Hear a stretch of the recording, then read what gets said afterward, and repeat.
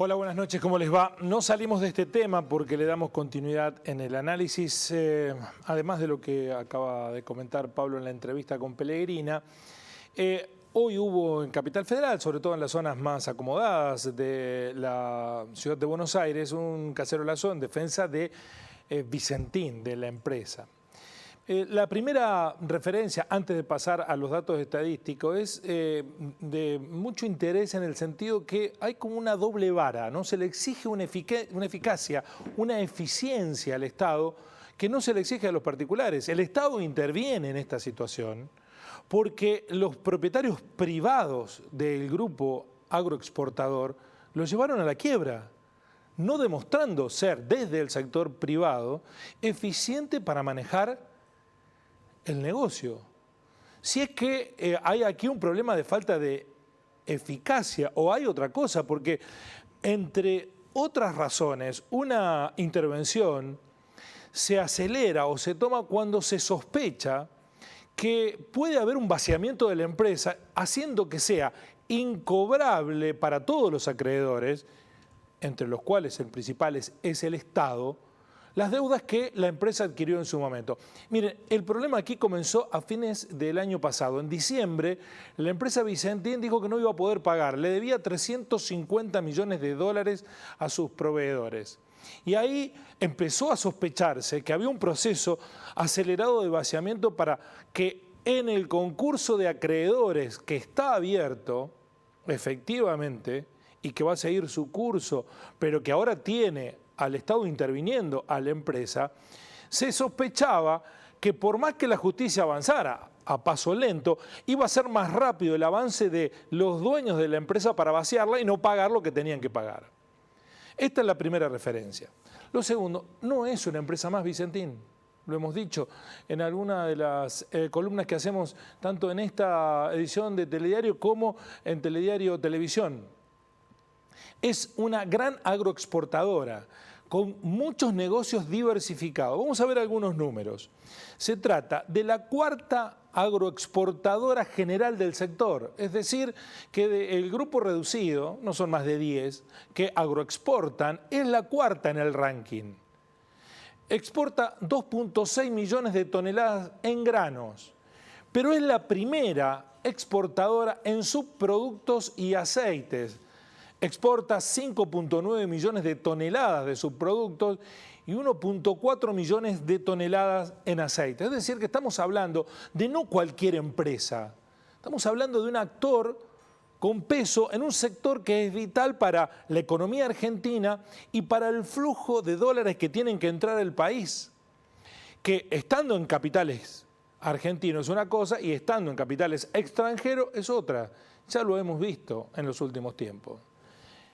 ¿Cuál era el problema que tenía Vicentín o que tiene Vicentín? Por eso no se comprende hoy las protestas que adhieren en favor de una empresa que vamos a ver los números, en cómo está.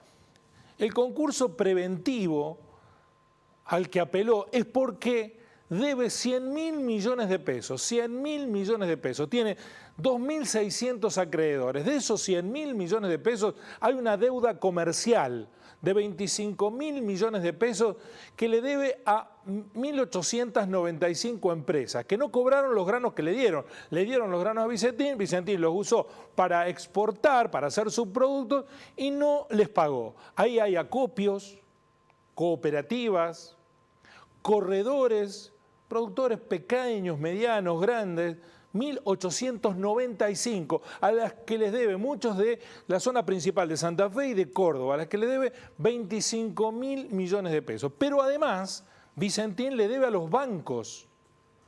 La deuda financiera es de 63.000 millones de pesos.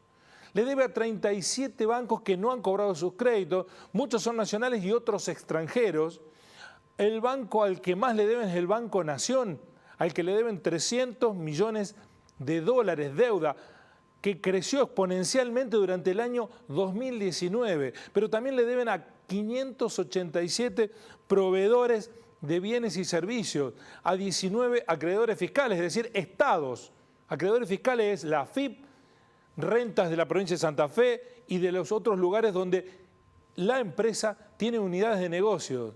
y también le debe a los propios accionistas. 98 acreedores son los propios accionistas, es decir, que los que administraban la empresa le deben a los propios accionistas de la empresa. Esa es la empresa que están defendiendo algunos desde medios de comunicación, sectores políticos y también las cacerolas que tienen por estas horas repercusión mediática.